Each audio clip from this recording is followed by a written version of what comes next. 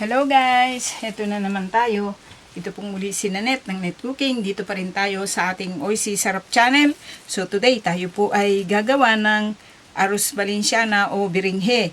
So ito pong gagawin natin ay yung traditional na may gata o coconut milk. Okay, umpisahan na natin dahil medyo matagal po ito. So ang kailangan po natin ay malagkit na bigas. Yan. Then, meron po tayo ditong pork and chicken. So, ito chicken breast na may kasama siya yung parang sa may wings, yung may buto. Kasi para mas lumasa sa sauce. Then, pork. Ito yung kasim yata ito. Yan, yung hindi siya masyadong mataba. Okay, at dito po ay itong pork ay igigisa po natin sa bawang, sibuyas, kamatis, meron tayo dito yung red bell pepper, hiniwa lang natin ng maliliit, at kailangan din po natin dito ng carrot, then olive, raisins, meron tayo ditong suriso, ito po ay ikakat natin, at kailangan po natin dito ng ground black pepper, salt, turmeric o yung luyang dilaw powder, soy sauce, at syempre po coconut milk, green peas. Okay, then itong red and yellow bell pepper, ito po ay pang-garnish lang ito. Then yung carrot, so hinati ko lang yung carrot. So ito, nilagay ko lang para nun maganda yung kulay niya. At syempre po, kailangan po natin ng dahon ng saging, banana leaves. Kasi po, ipapainin natin ito sa kawali pag nagawa na natin. So, kailangan din natin ng water at cooking oil. Olive oil po yung gagamitin natin at cooking oil. Okay, so itong bigas, huhugasan natin ito at ibababad ng mga 30 minutes o hanggang 1 oras para mas madali po siyang maluto. Kaya lang, gagawa pa tayo ng, igigisa muna natin ito para tayong gagawa ng apritadang may gata. At yung pinaka-sauce nun, doon po natin lulutuin yung bigas. Okay, umpisahan na po natin. Medyo matagal pong gawin ito, matarabaho. Pero ito po ay kadalasang inihahanda special na menu para sa Pasko. Pang Christmas po ito. Okay, umpisahan na natin. Okay, then ngayon guys, ang una natin gagawin, nagpainit po tayo dito ng cooking oil. So, dito ay lalagyan natin ng olive oil. Magkasama yan. So, itong olive oil, kahit marami ito, okay lang ito. Healthy naman ito. Then, dito po ay gigisahin natin itong garlic. Sote natin. Okay. Isa.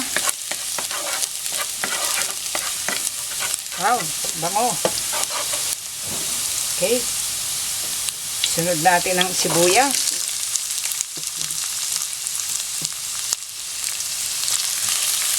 Okay.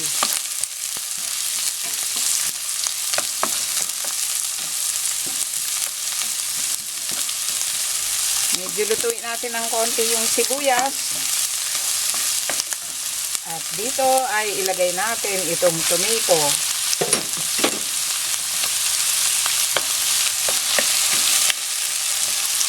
Okay, medyo lutuin lang natin itong kamatis.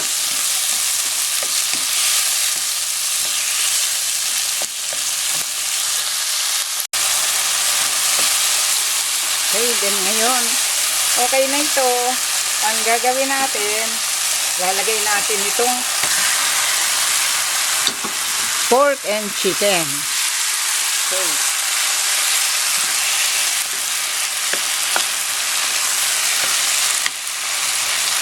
Okay, lagyan natin ng salt, pepper.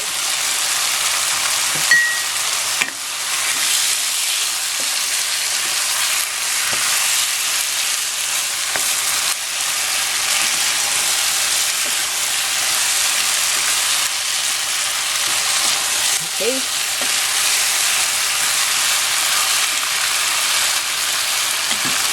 Ito guys, lagay natin itong soy sauce.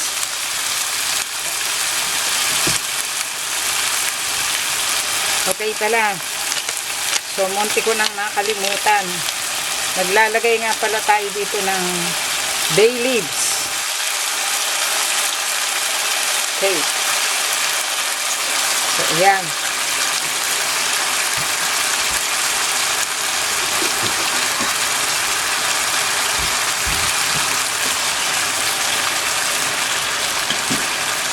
Okay, lagyan natin ng cover. Hayaan natin mag-simmer.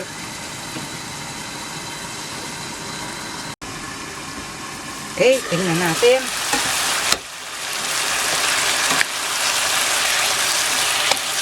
Ayan. Simmer na siya. So, ang gagawin natin dito,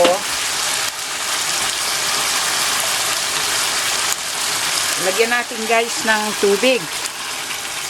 Hindi natin muna ito lalagyan ng gata kasi papalambutin muna natin ito yung pork at saka yung chicken. Kasi pag nilagyan natin ng gata ito, kaagad, mamaya-maya pa natin lalagyan. Para noon, mas madaling lumambot yung pork and chicken. Then dito guys, lagay natin itong turmeric powder. Ang paganda ng kulay yan. Ngayon, kung hindi kayo na sasatisfy dun sa kulay, pwede po kayong mag-add ng tomato sauce. Okay? So, lagyan po natin ang cover. At ito po ay hihintay nating lumambot yung pork at saka yung chicken.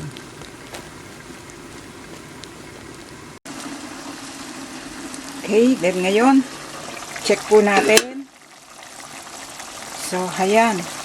Nag-thickened na yung kanyang sauce. At medyo malambot na yung pork at chicken. So, ngayon, bago tuluyang lumambot yung pork at chicken at matuyo yung ating nilagay na tubig, ay ilagay po natin itong coconut milk. Okay. So, ayan. So, ang gagawin natin dito, hihintayin po natin na kumulo ito, lulutuin pa natin siya hanggang sa mag-thicken yung coconut milk. Okay, lagyan po natin ng cover. At itutuloy po natin ang pagluluto. Okay, i-check natin. So, ayan, kumukulo na itong gata. So, ang gagawin natin dito guys, ilalagay natin itong raisins, carrot. So, itong carrot, na-i-boil ko lang ng konti para medyo lumambot siya. Then, itong sausage o yung ating, para siyang chorizo de Bilbao ang dating. Kasi medyo matigas-tigas siya eh. Then, olive. Okay. So, itong olive, hindi natin ilalagay lahat kasi ibang tataping natin mamaya yung iba. Green and black olive. Okay. May olive na. May green peas pa. Okay. Lagay natin. Wala lang ata dito patatas. Pero yung apritada kasi lalagyan nun eh. Okay. So, hintayin pa natin itong maluto. Tamang-tama, pag kulo niya o pag naluto yung mga nilagay natin, ay luto na rin po yung pork and chicken. Okay.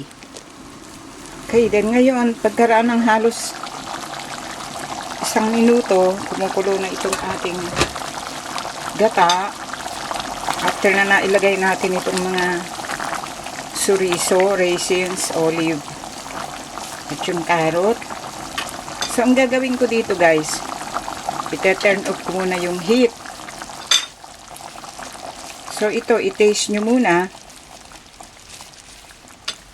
Baka kulang sa panlasa nyo. So, ang gagawin natin, hahanguin natin lahat ito. Ititira lang natin yung pinaka sauce niya. Kasi dito po natin lulutuin yung bigas.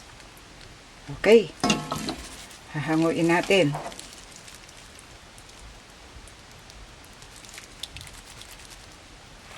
So, narito yung ating bigas na malagkit. So, hinaan natin yung apoy para hindi kaagad matuyo yung sauce. So, ito uli ay gagamitin ko. Okay. So, ngayon dito, lulutuin po natin itong bigas. Sasaingin natin dito.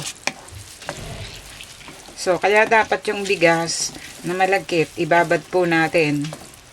Para nun, hindi siya mahirap maluto dito. Then, ito po ngayon ay kailangan po natin ng dahon ng saging. Ito po ay papaininin natin. Kailangan natin ng isa pang ganito, kawali. Okay. So, ang gagawin natin dito, tutuloy-tuloy natin hanggang sa maluto itong ating malagkit na bigas. Okay.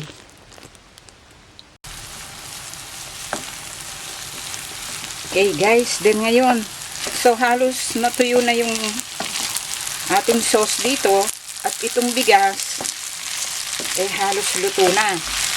Hindi naman natin kailangang lutong-luto ito. Kailangan lang makuha natin yung pagka pinainin natin ito ay tuluyan ng maluluto doon sa isa pang kabali na paglulutuan natin. Ibig sabihin nun, ipapainin natin itong ating arroz valenciana. So, pag ganito na, isasama ko lang ulit itong mga ingredients na hinango natin. So, ito po ay hinati ko. So, yung iba nandito. So, lagyan pa natin. Kasi ito po, ipang lalagay natin doon sa pinakatap. Okay, ihalo natin dito.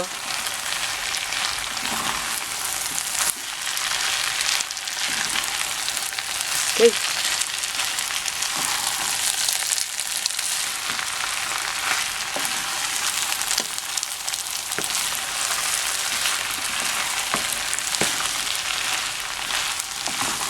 So, ayan, halos luto na yung kanin. Pero kailangang paininin kasi medyo parang ano pa siya, yung hindi pa masyadong dry.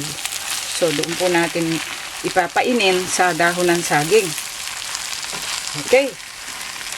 Ito po ay i-turn off na natin yung heat at ito po ay ta-transfer natin sa isa pang kawali.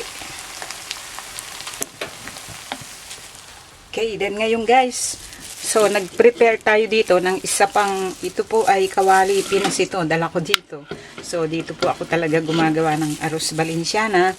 Then ito ay nilagyan lang natin ng topping sa pinakatap. Para nun, pagka binaligtad natin ito ay papaibabaw yung topping na yan. Makikita siya, hindi siya matatabunan ng kanin. So, dito po ay isasali natin itong ating nilutong malagkit. Okay.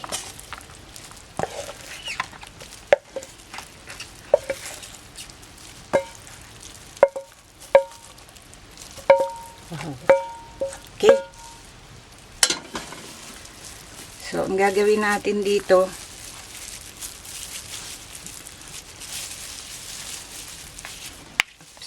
yan, nagtutong na yung malagkit natin. Okay. So, diin na natin siya guys. Ang init. Okay. Okay.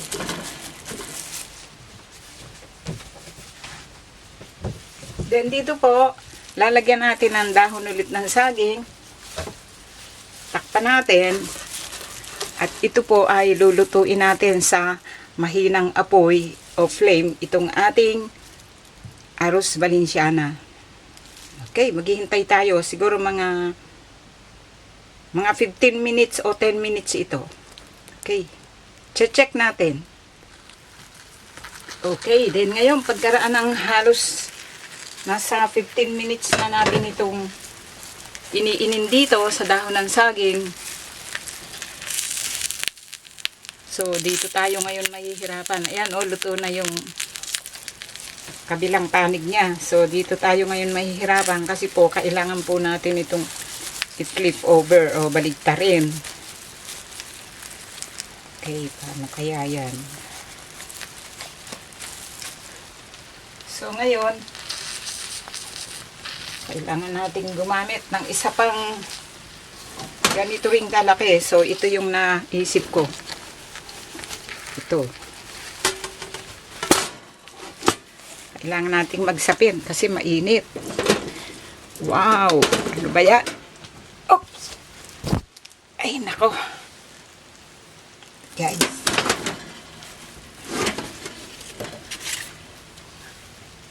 Okay.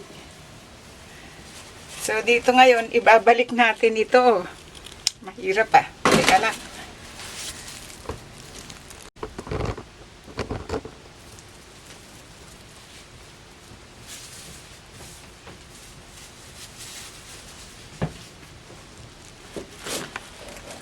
Okay. So, ayan. Isalin natin. So, ngayon, inalis ko na yung aking sapin. Okay, ang gagawin natin ngayon, papaininin natin itong kabilang parte. At, pagkatapos, yan, tingnan natin ngayon. Ayan, no? Ako. So, natural lang yan, parang may tutong. Ito nga yung masarap eh. So, luto na ito, guys. Masarap. Wow. Okay. So, papaininin natin ito. Lagyan ulit natin ng cover. Then, another 15 minutes. Okay, guys. Sana po ay nagustuhan nyo itong pagkakaluto natin dito sa ating arroz Valenciana. Ito po ay hinahanda pag Pasko. Tingnan nyo, kulay Christmas siya talaga, di ba? Okay. Ang ganda. Yan. Tapos lalagyan pa natin yan ng konti-konti pang dekorasyon pag isa-serve natin. So, okay. Okay, sana po ay nagustuhan nyo. Mag-subscribe po tayo sa ating Net Cooking Channel dahil marami pa po tayong i-share na mga recipe para po dito sa darating na Kapaskuhan. Ito po ay pwede nating i-serve at gawin sa Christmas, sa darating na Pasko. Okay, marami pong salamat. Ito pong muli si Nanette ng Net Cooking. Dito pa rin tayo sa ating OC Sarap Channel. Thank you po. Bye. Para siyang Christmas parol. Okay, tuloy lang natin guys.